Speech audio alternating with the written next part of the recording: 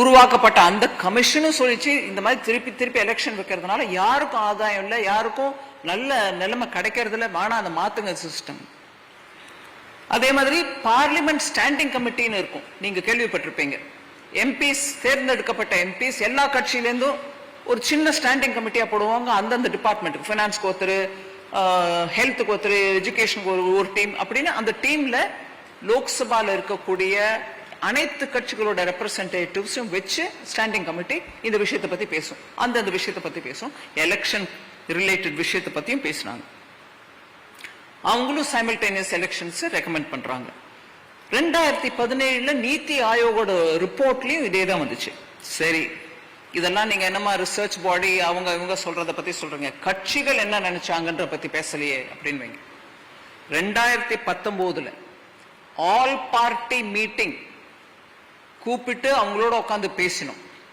2019 all party மீட்டிங்னா 2019 லோக்சபால இருக்கக்கூடிய எல்லா கட்சிகளையும் கூப்பிட்டு பேசினதாக தான் ஆல் பார்ட்டி.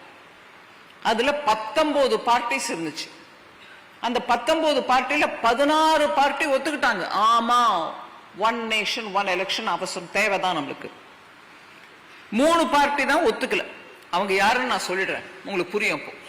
சிபிஎம், ஆர்எஸ்பி, ஆர்எஸ்பினா ரெவல்யூஷனரி சோஷலிஸ்ட் பார்ட்டி, ஏஐஎம்ஐஎம் அந்த ஹைதராபாத்தை சேர்ந்த ஆல் இண்டியா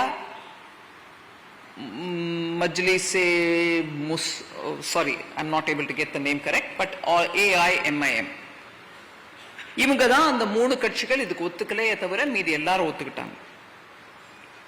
சரி, அந்த கமிட்டி ஆல் பார்ட்டி ரெப்ரசன்டேட்டிவ் சொன்னதுக்கு அப்புறம் கூட ஹை லெவல் கமிட்டி அப்பாயிண்ட் பண்ணாங்க. அந்த ஹை லெவல் கமிட்டியில முன்னாள் ஜனாதிபதியா இருந்த ராம்நாத் கோவிந்த் அவர்கள் சேர்மனா இருந்துட்டு வெரி இம்பார்ட்டன்ட் பீப்புள்.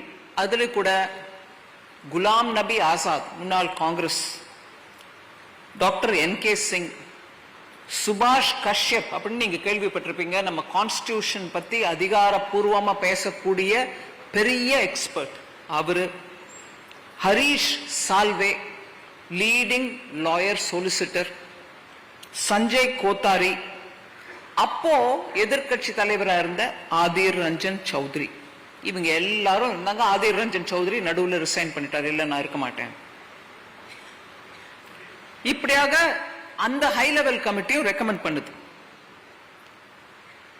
இதுல இந்த ஹை லெவல் கமிட்டி 47 கட்சிகளை கூப்பிட்டு உங்க அபிப்பிராயத்தை சொல்லுங்க, உங்க எண்ணம் என்ன இந்த விஷயத்துல.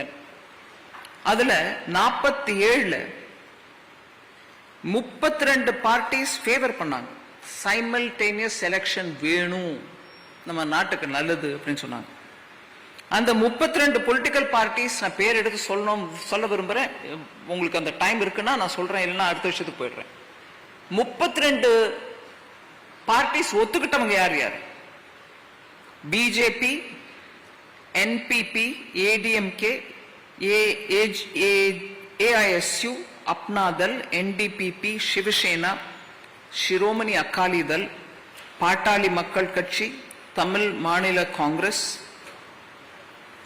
புதிய நீதி கட்சி, ராஷ்டிரவாதி காங்கிரஸ் பார்ட்டி, அஜித் பவார் குரூப், இவங்க எல்லாரும் ஒத்துக்கிட்டாங்க. 15 கட்சிகள் எதிர்ப்பு தெரிவிச்ச, எதிர்ப்புனா சிலது முழுமையா எதிர்ப்பு, சிலது கட்சி சில கண்டிஷன்ஸ் ஃபுல்ஃபில் பண்ணீங்கன்னா பரவாயில்ல, ஆனா முழுமை எதிர்ப்பு தெரிவிச்சது 15 parties. Aam Aadmi party, Bahujan Samajwadi party, CPM, DMK, Samajwadi party, MDMK, விடுதலை சிறுத்தை, இவங்க எல்லாம் எதிர்ப்பு தெரிவிச்சாங்க. ஒரு 15 கட்சிகள் ரெஸ்பாண்டே பண்ணல. அதுல ஐயுஎம்எல், தெலுங்கானாவில் இருக்கக்கூடிய BRS, Kerala Congress Mani, NCP, RJD, TDP, YSR Congress party இவங்க ரெஸ்பாண்ட் பண்ணவே இல்லை. இதை தவிர சீஃப் ஜஸ்டிஸ், இதை தவிர ஃபார்மர் சீஃப் ஜஸ்டிஸ், ஜுடிஷியரி இருந்தவங்க நிறைய பேர் இதுல கலந்துக்கிட்டாங்க. சிலர் சின்ன சின்ன மாறுதல் பண்ணுங்கன்னு சொன்னாங்க. ஸோ அந்த விவரம் நான் டீட்டெயிலா போல. இது ஏன் நம்ம பண்ணணும் அப்படிங்கிறதுக்கு ஒரு 2-3 காரணம் சொல்றோம். பப்ளிக் வெல்ஃபேருக்கு அட்மினிஸ்ட்ரேஷன் டிஸ்ரப்ஷன் இல்லாம இருக்கிறதுக்கு ஒரே முறை பார்லிமெண்ட்டுக்கும் அசம்பிளிக்கும் சேர்த்து எலெக்ஷன் வச்சா பலவித பிரயோஜனங்கள் இருக்கு.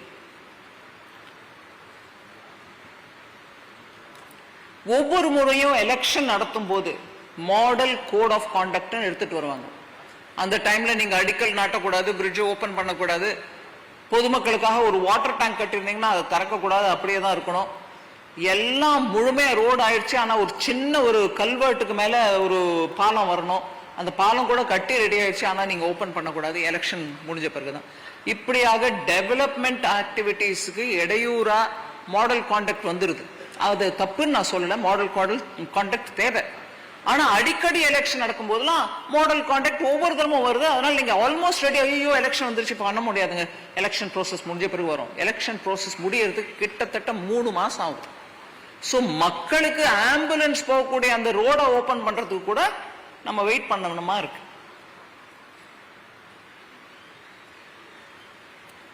இதை தவிர ஒவ்வொரு போலிங் பூத்லயும் ஆட்களை நியமிச்சு சட்டத்துக்கு விரோதமா எதுவும் ஆயிடக்கூடாது, அதை கவனிச்சுக்காங்கன்னு சொல்லி அதுக்கு ஒரு பெரிய எக்ஸசைஸ் நடக்கும். உங்களுக்கு சொல்ற அந்த கான்டெக்ஸ்ட், 2019 லோக்சபா எலெக்ஷன்ல எலெக்ஷன் கமிஷன்